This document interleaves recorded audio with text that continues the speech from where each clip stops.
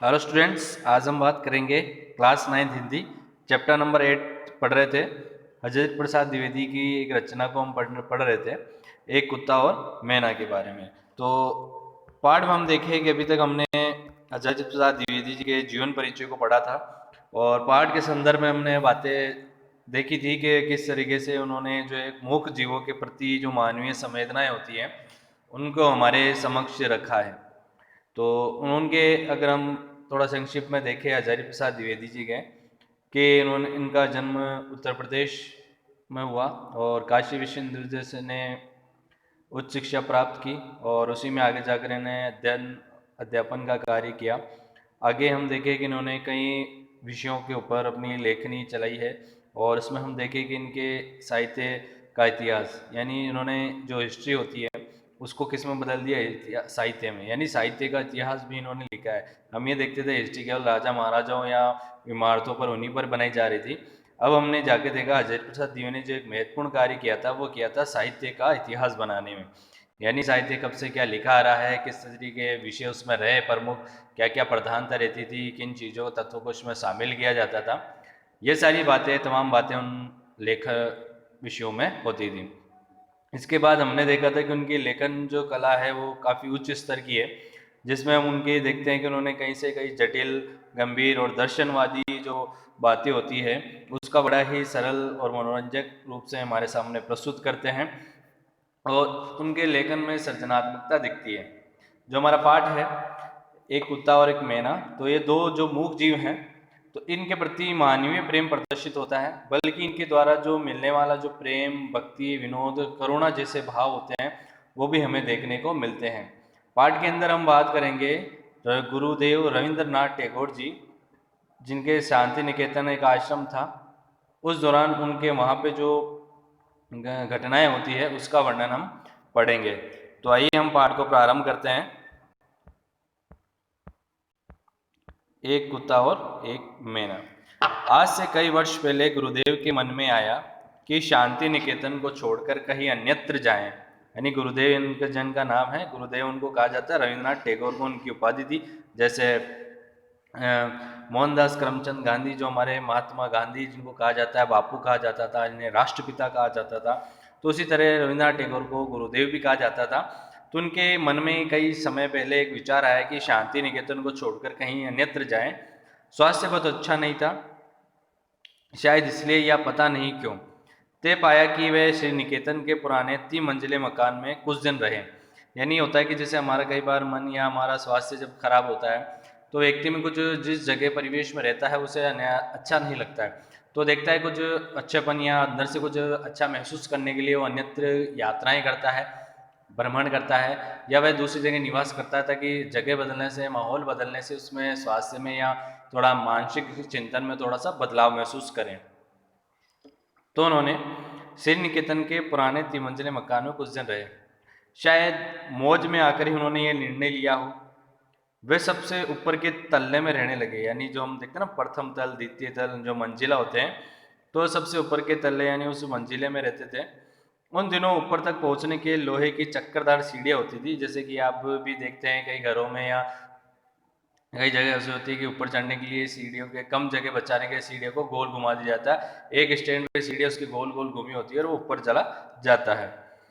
तो और वृद्ध और क्षीण वपु रविंद्रनाथ के लिए उन पर चढ़ सकना असंभव था।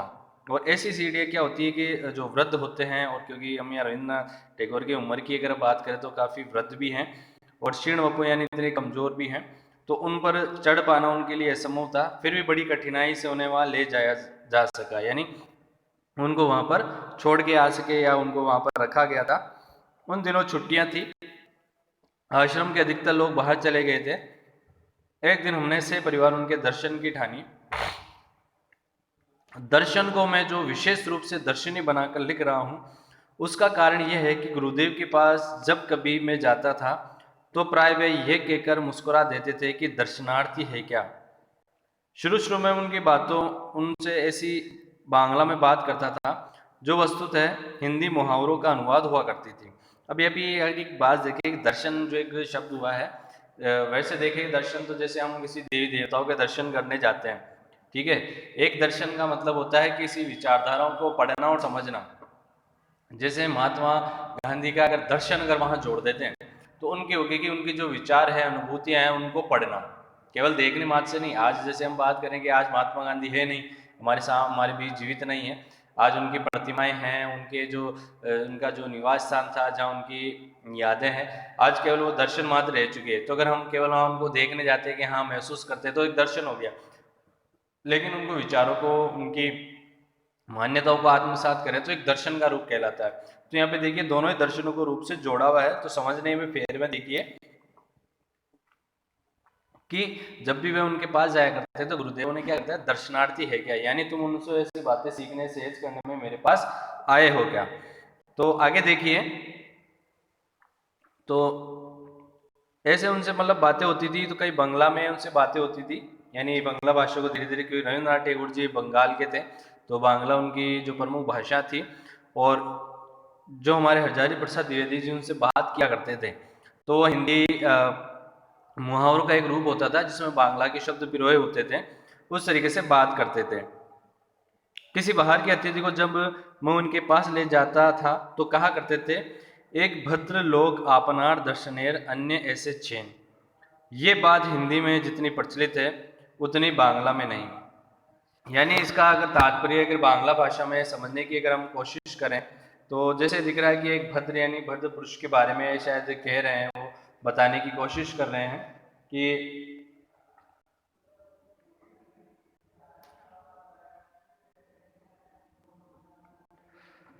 एक भद्र जो लोग है, पुरुष है, वह अपने दर्शन के लिए ऐसे चैन बन के आया है। यानी ये बात है हिंदी में प्रचलित है, उतनी बांग्ला में नहीं। इसलिए गुरुदेव जरा मुस्कुरा देते थे।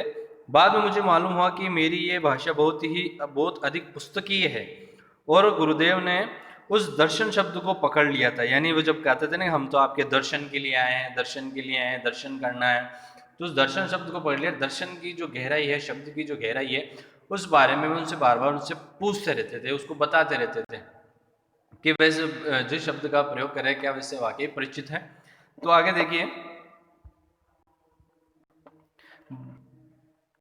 इसलिए जब कभी मैं असमय में पहुंच जाता था तो हंसकर पूछते थे, दर्शनार्थी लेकर आए हो क्या।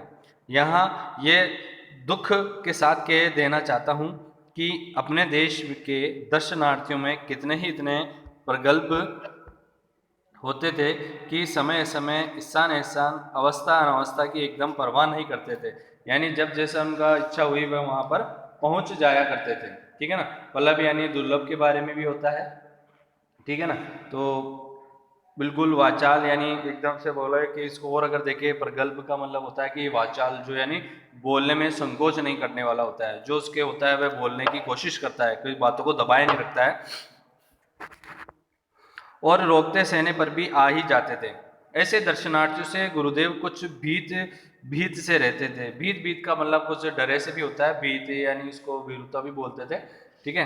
तो क्योंकि हरजैत प्रसाद द्विवेदी कभी अकेले उनके पास जाया नहीं करते थे, कभी किसी के साथ उनको वहाँ ले जाया करते थे।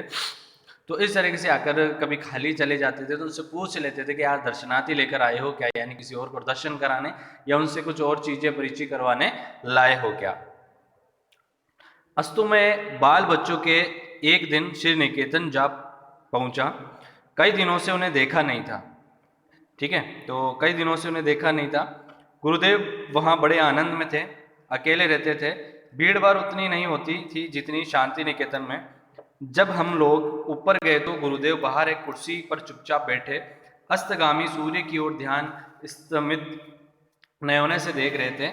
हम लोगों को देखकर मुस्कुराए, बच्चों से जरा छेड़छाड़ की, कुशल प्रश्न पूछे और फिर चुप हो गए।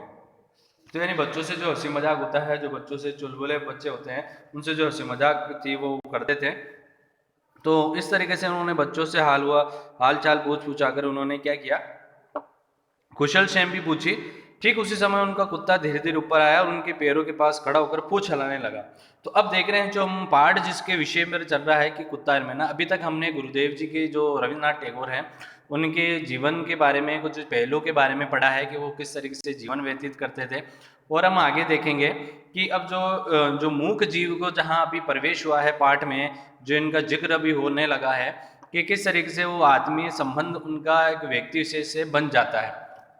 तो उसके बारे में हमें बताएंगे कि उन्होंने बताया कि जिस समय वहाँ बैठे थे, उनसे बच्चों से उनके बच्चों से बातचीत चल रही थी, तभी अचानक वहाँ एक कुत्ता आकर उनके पास खड़ा हो जाता है और उनसे पूंछ हिलाने लग जाता है। गुरुदेव ने उसकी पीठ पर हाथ फेरा। वे आंखें मूंदकर अपने रोम रोम से उस स्नेह रस का अनुभव करने लगा। गुरुदेव ने हम लोगों की ओर देखकर कहा, देखा तुमने, ये है आगे। कैसे इन्हें मालूम हुआ कि मैं यहाँ हूँ, आश्चर्य है। और देखो कितनी परितृप्ति इसके चेहरे पर दिखाई दे रही है। यानी उस कुत्ते के संदर्भ में कहा कि वो कुत्ता जैसे आता है उनके पास आकर पूंछ हिलाने लग जाता है, तो रविन्द्रनाथ जी उन पर क्या करते हैं, उनके पीठ पर हाथ फेरते हैं। तो वह जो कुत्ता रहता है वह अपनी आंखें मूंद लेता है और रोम रोम में उस स्नेह रस को अनुभव करता है कि जो मनुष्य होते हैं वे अगर अपने कुछ जैसे पालतू जानवरों को पालते हैं तो उनको क्या करते हैं, इसने अपना स्नेह दर्शाने के लिए उनके शरीर पर जो होते हैं हाथ फेरते हैं। तो इससे क्या होता है कि उन मूक जीवों को ऐसा लगता है कि वे आनंद जो है, यानी वे स्नेह जो है हम पर प्रकट कर रहे हैं। तो आपने देखा उस समय उनके जो हाव भाव होते हैं कितने होते हैं कि आनंदित होता है वह जीव, और उसी आनंद को वह हमारे ऊपर भी प्रदर्शित करता है। हम लोग उस कुत्ते को आनंद से देखने लगे। किसी ने उसे राह नहीं दिखाई थी, न उसे बताया था कि उनके स्नेहदाता यहाँ से 2 मील दूर है, फिर भी वह पहुंच गया था। यानी वो कुत्ता था, क्योंकि हमने देखा था ना, क्योंकि उनके जो शांति निकेतन जो आश्रम था उस जगह से उन्हें दूसरी जगह ले जाया गया था, तो कुत्ता भी उनके पास पहुंच गया कि जो उनसे 2 मील दूर था। ठीक है, फिर भी पहुंच गया। इस कुत्ते को लक्ष्य करके उन्होंने आरोग्य से इस भाव की एक कविता लिखी थी। आरोग्य यानी एक कृति थी जो उनमें लिखा था, प्रतिदिन प्रातःकाल यह भक्त कुत्ता स्तब्ध होकर आसन के पास तब तक बैठा रहता है जब तक अपने हाथों के स्पर्श में इसका संग स्वीकार नहीं करता हूँ। यानी वह जब तक बैठा रहेगा, यानी कुत्ता सोचता है कि जब मैं इनके पास बैठा हूँ तो मुझे अपना स्नेह प्रदर्शित करें, मुझ पर हाथ फेरें, तब जाकर वह शांत होता है। इतनी सी स्वीकृति पाकर ही उसके अंग अंग में आनंद का प्रभाव बे उठता है। इस वाक्यहीन प्राणी लोक में सिर्फ यही एक जीव अच्छा बुरा सबको भेद कर संपूर्ण मनुष्य को देख सका है, उस आनंद को देख सका है जिसे प्राण दिया जा सकता है, जिसका अहेतुक प्रेम ढाल दिया जा सकता है, जिसकी चेतना असीम चैतन्य लोक में राह दिखा सकती है। जब मैं इस मूक हृदय का प्राणपन आत्मनिवेदन देखता हूँ जिसमें वह अपनी दीनता बताता रहता है, तब मैं यह सोच ही नहीं पाता कि उसके अपने सहज बोध से मानव स्वरूप में कौन सा मूल्य आविष्कार किया है। इसकी भाषाहीन दृष्टि की करुण व्याकुलता जो कुछ समझती है उसको समझा नहीं पाती और मुझे इस सृष्टि में मनुष्य का सच्चा परिचय समझा देती है। यानी कहने के साथ साथ वो बताते जा रहे हैं कि एक मूह जीव इतना समझदार, इतना स्नेह स्नेह भरा हुआ, इतनी संवेदनाओं से भरा होता है कि अपने मालिक, अपने चहीते के पास जाता है तो अपना इसने उससे प्राप्त करना चाहता है। इसको प्राप्त करने के लिए वह क्या जतन करता है, किस तरह वे खड़ा होकर उनसे आनंदित क्षण महसूस करता है, उस तरीका इसने जो है अपने में महसूस करता है।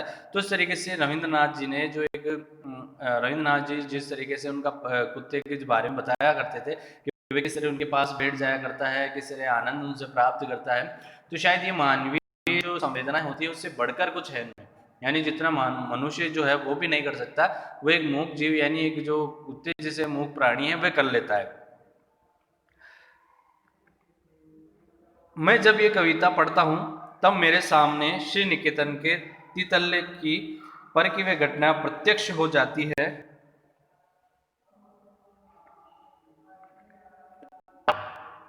वे आंख मूंदकर अपरिसीम आनंद, वह मुख हृदय का प्राणपन आत्मनिवेदन मूर्तिमान हो जाता है। उस दिन मेरे लिए वह छोटी सी घटना थी, आज की वह विश्व की अनेक महिमाशाली घटनाओं की श्रेणी में बैठ गई है।